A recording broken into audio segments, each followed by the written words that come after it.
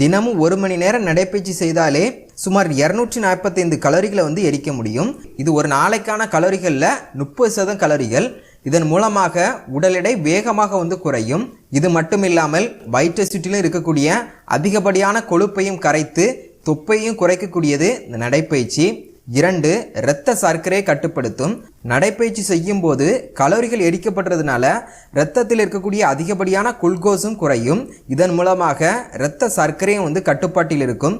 இது மட்டும் இல்லாமல் இன்சுலின் சுரப்பையும் அதிகப்படுத்தக்கூடியது நடைப்பயிற்சி என பல ஆய்வுகளில் சொல்கிறாங்க. மேலும் நாட்பட்ட சர்க்கரை நோயினால் வரக்கூடிய இருதயம் சார்ந்த பிரச்சனைகள், சிறுநீரக செயல்பு போன்ற ஆபத்தான பிரச்சனைகள் வராமலும் பாதுகாக்கக்கூடியது நடைப்பயிற்சி. ஸோ சர்க்கரை நோயினால் அவதிப்படுறவங்களும் சரி, சர்க்கரை நோய் வராமல் தடுக்கணும் அப்படின்னு நினைக்கிறவங்களும் சரி, தினமும் அவசியம் இந்த நடைப்பயிற்சி செய்யணும். 3 இருதயத்தை வலுவாக்கும். தினசரி தொடர்ந்து நடைப்பயிற்சி செய்யும் போது